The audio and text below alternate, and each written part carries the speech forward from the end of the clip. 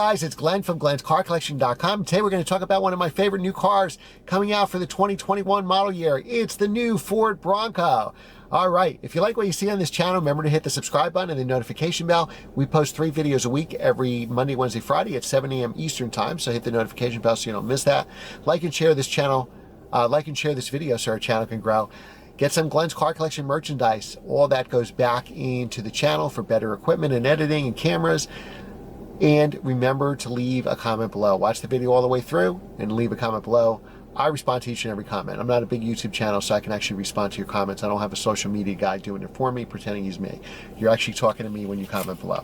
All right, so really excited about the Ford Bronco. I think this is going to be an amazing vehicle that's going to sell like hotcakes. Ford actually scanned a 1966 Bronco just to come up with great dimensions for this car, and I think it's going to be awesome. So one of the things that's awesome, besides the looks, which I think are a 10 out of 10, they knocked it out of the park.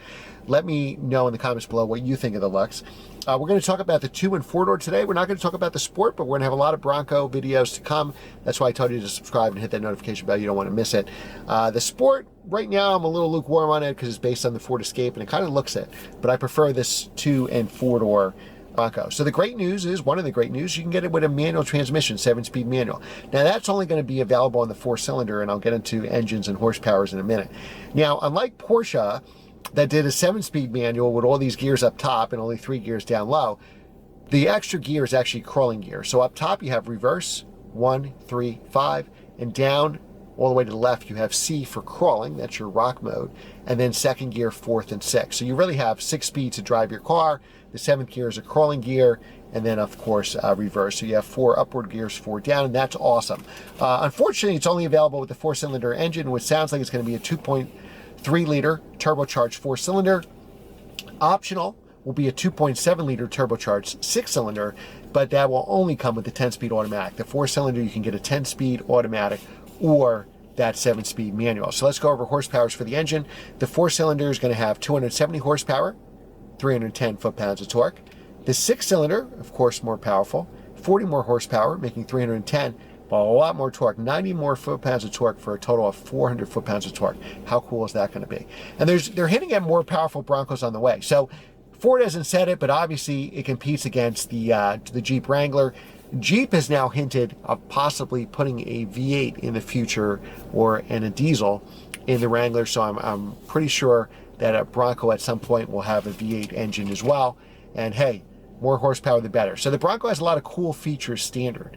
So you have part-time all-wheel drive. You have a Dana 44 axle standard. You have front and rear locking differentials, electronic disconnecting sway bars.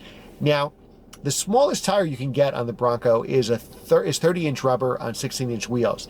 But they're also the first manufacturer to offer 35-inch rubber, which will be found on 17-inch wheels. Now, that's only found with the Sasquatch package. How cool is that? How cool is that name? It's very modular, so it's very easy to take off panels. I remember the first time I took off my Jeep Wrangler door, the strap broke and everything. This will be much easier to remove the door. You can remove the outside handles, the inside handles, the rear bumpers, the front grille, even some of the fenders. So this is really, if you wanted a Lego car or truck, this is it. And there's going to be 200 accessories available from the factory, so you can really customize and make your Bronco unique, which I love. And it's good for Ford. It's good for you and us that we can customize our Bronco. It's good for Ford because they're going to sell a ton of accessories. There's even an accessory bar that goes on top of the dash where you can put in your GoPro, your phone. There's a power outlet there, so you don't have to worry about wires hanging on like all the modern cars today to plug in your cars. So I think it's going to be really, really cool. We're going to have a lot of Bronco videos to come. We'll do something on the Sport. We'll do more in depth on these cars. So again, notification bell, subscribe, the whole bit. Let me know what you think in the comments below. Would you buy a Bronco? Would you rather have this or a Wrangler? Now, I've owned a bunch of Wranglers. I've owned a bunch of Jeep Cherokees. I've owned a bunch of Ford Mustangs. But the Bronco has really intrigued me. Now, most people are probably better off with the Sport. That's based on the front-wheel drive Escape because that'll be a smoother car-like ride. But I think everybody, even though they're never going to go off-road, you and I would go off-road with it. We have to. But everybody else, 90% of these 2- and 4-door Broncos will never see off-road, even though they're geared and made with the big tires for off-road. So how well will they do at Starbucks or soccer practice or a mall parking lot remains to be seen. But either way, I think Ford has a winner on its hand.